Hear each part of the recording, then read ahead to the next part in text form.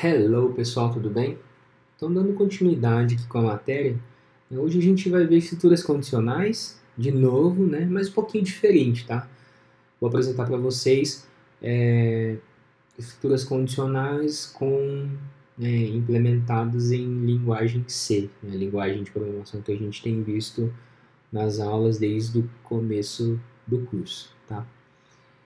Só queria deixar claro aqui para vocês a respeito das atividades, tá? Eu sempre vou procurar deixar especificado na descrição o formato que eu quero que você me entregue, ou seja, se eu quero que você me entregue a atividade implementada, né, utilizando linguagem algorítmica, né, Portugal, que é o que a gente está vendo aqui à esquerda, ou a linguagem, o algoritmo implementado em linguagem de programação C, tá? Provavelmente eu sempre vou deixar especificado, tá? Então, quando o exercício dizer assim, implemente o algoritmo que receba da entrada um número inteiro e imprima na saída se esse número é par ou ímpar. Então, você tem que implementar com o que a gente viu nas aulas teóricas, tá? Nas aulas utilizando o Portugal, né, a linguagem algorítmica. Agora, se eu pedir assim, implemente um programa em C que receba da entrada número inteiro e verifique se esse número é positivo ou negativo. Tudo bem, eu deixei especificado que eu quero que você implemente um programa. Então, o que você vai ter que submeter para mim? O programa? Não, você vai ter que submeter para mim o código-fonte que gera esse programa. Tá? A gente viu lá nas aulas passadas, lá nas primeiras aulas, qual que é a diferença disso. O programa em si é o executável, eu não quero o executável, eu vou querer o programa, né, em código-fonte, né, o código-fonte que vai gerar o executável. Tá? Deixa que eu gere o executável. Tá?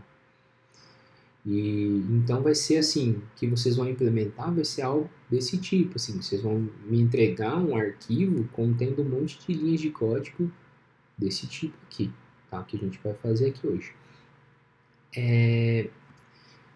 Vou dar uma revisada rápida aqui, né?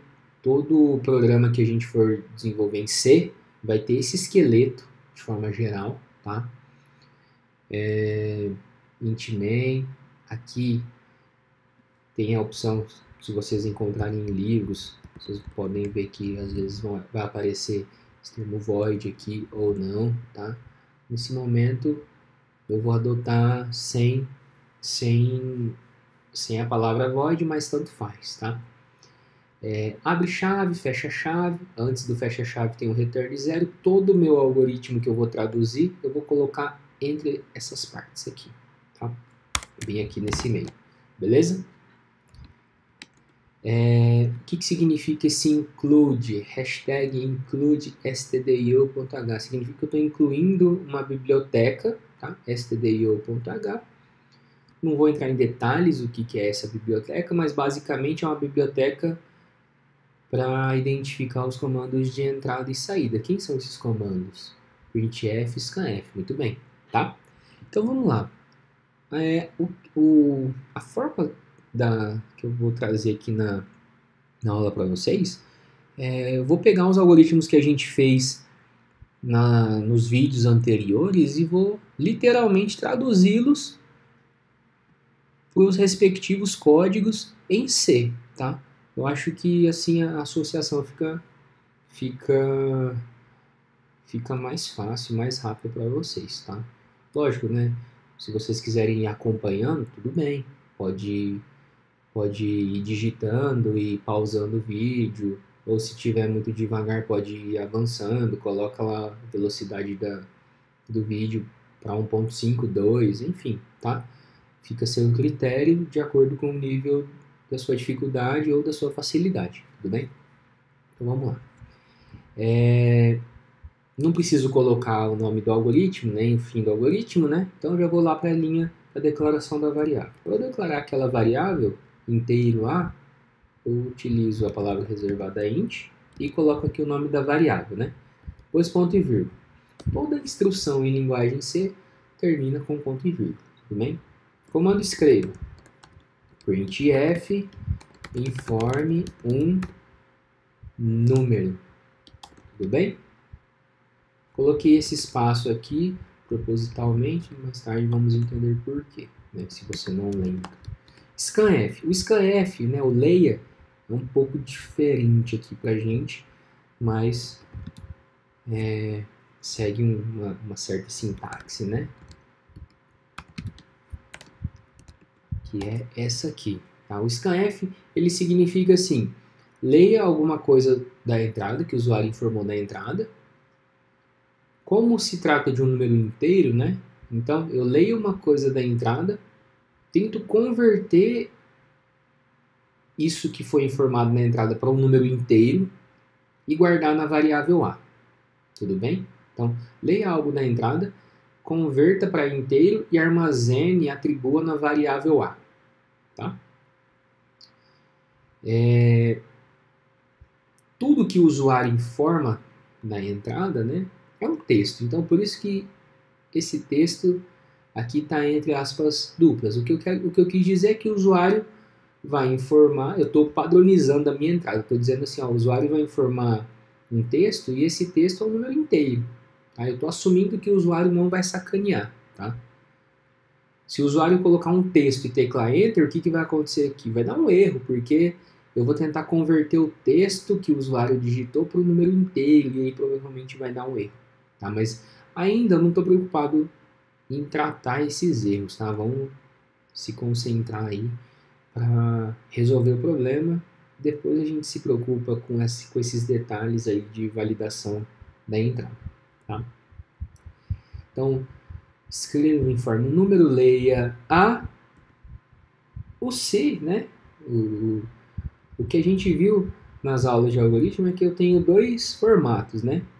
Ou eu posso ter uma estrutura condicional simples, que é assim, ó, C condição, então, aí eu coloco as instruções e depois tem o fim C, né?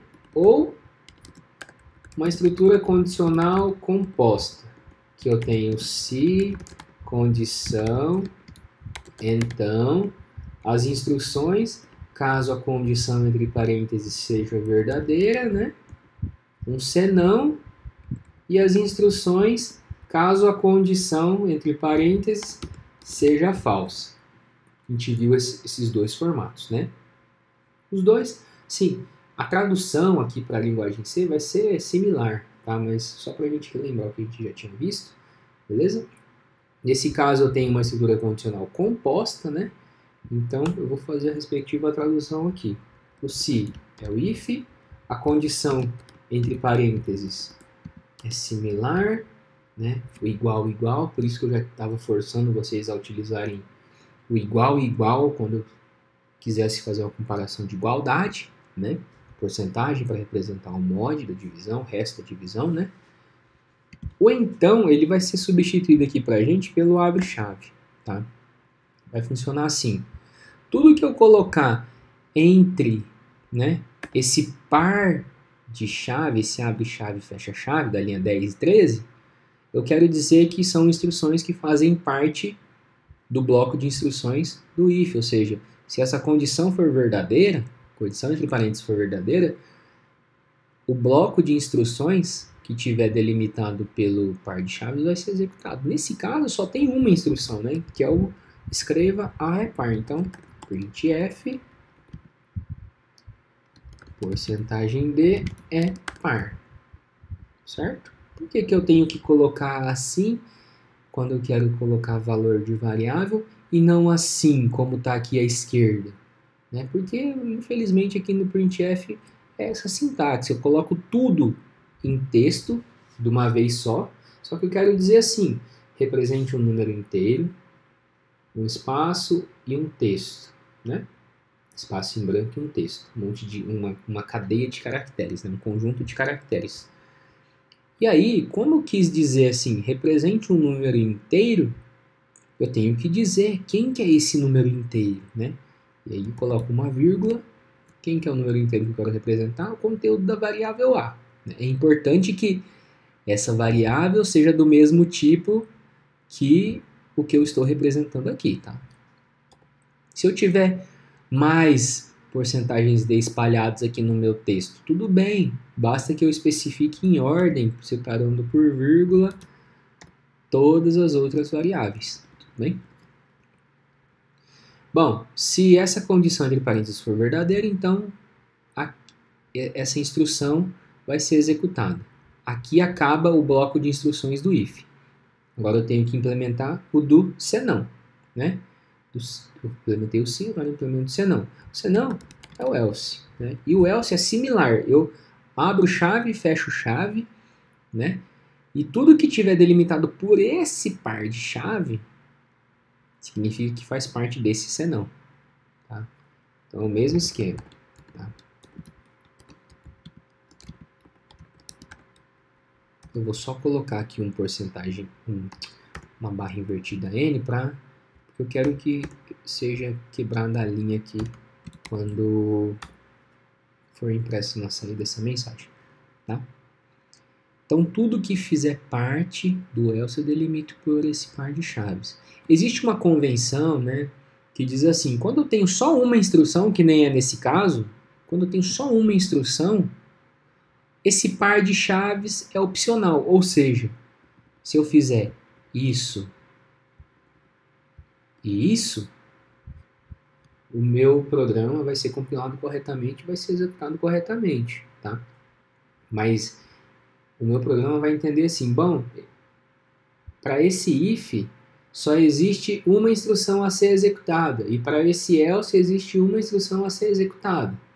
Qual que é o problema nisso? Se eu não me atentar e eu quiser colocar outra instrução, por exemplo aqui, ó, printf até mais. Se eu quiser colocar isso aqui pode até parecer bonitinho que eu quis dizer que essas duas fazem parte do if, né? Mas infelizmente o meu programa não vai entender que essa instrução da linha 12 faz parte da condicional if, tá?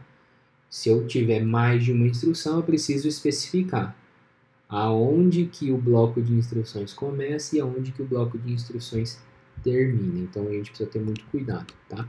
Eu prefiro deixar evidenciado onde está começando, onde que está terminando o bloco de instruções. Não importa se eu tenho uma ou um monte de instruções, porque visualmente a gente consegue enxergar e identificar e reduz o nosso erro. Eu sei que é um monte de par de abre-chave, fecha-chave aqui, mas cada um tem o seu início, tem o seu fim, tá? Então toma cuidado na hora que você for colocar esse abre-chave, esse fecha-chave, tá? Então é isso, pessoal.